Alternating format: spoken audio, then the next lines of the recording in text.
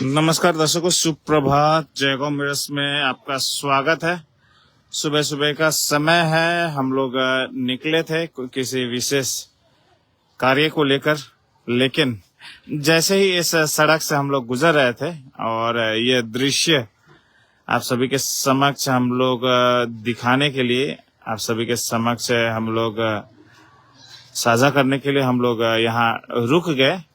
ये कोई दृश्य नहीं है, लोगों के लिए ये आम हो चुका है और शायद जयगांव के नेताओं एवं प्रशासनिक अधिकारियों के लिए भी ये आम बात हो गई है कि जयगांव का जो ड्रेनेज सिस्टम है वो इसी तरह दिखता है। और इसका सफाई तभी हो पाता है जब बारिश आती है और ये कचरा जो है या तो किसी के घर में चला जाता है या तो सड़कों पे बिखर जाता है, और उस समय ड्रेनेज का जो सिस्टम है थोड़ा ठीक हो जाता है, क्योंकि कचरा जो है बहने का जगह नहीं मिलता है तो कहीं ना कहीं और निकल ही जाता है। लेकिन यह लाचार ड्रेनेज सिस्टम के लिए जिम्मेदार कौन है? जयगांव में कहा जाता है कि तमाम डेवलपमेंट हो रही है, तमाम डेवलपमेंट का डंका पीटा जाता है और कहा जाता है कि जयगांव में बहुत डेवलपमेंट का कार्य हो रहा है। कहीं नाले बन रहे हैं, कहीं सड़क बन रहा है, कहीं बड़े बड़े बिल्डिंग्स बन रहे हैं, लेकिन जो बेसिक जो प्रॉब्लम्स है उसका सॉल्यूशन नहीं होता है। ये एक बेसिक प्रॉब्लम है इस क्षेत्र का, आप देख सकते हैं। और ये हमेशा इसी तरह से ड्रेनेज सिस्टम जो है इसी तरह से लाचार देखा जाता है।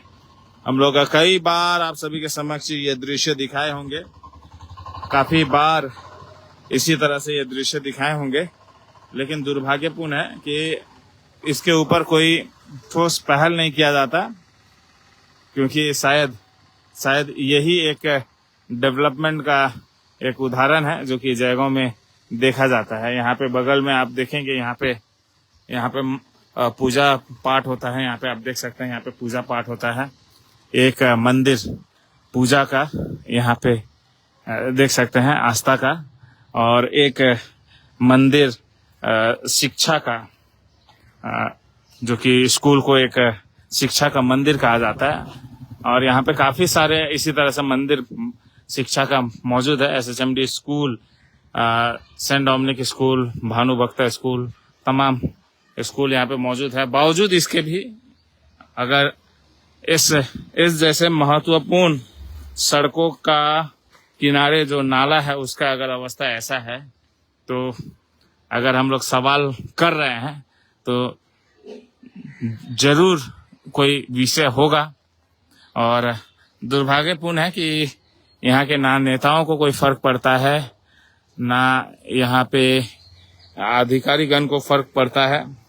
यही अगर कोई अन्य क्षेत्र होता तो शायद डेवलपमेंट के नाम पे ड्रेनेज सिस्टम बन गया रहता, लेकिन यहाँ पे जो समस्या है इसका समस्या का समाधान करने के लिए कोई पहल नहीं देखा जा रहा है। ये काफी व्यस्त सड़क है और इस सड़क किनारे अगर इस तरह से ड्रेनेज सिस्टम का अवस्था अगर ऐसा हो तो आप सोच सकते हैं कि डेवलपमेंट कितना बढ़िया है जयगांव में।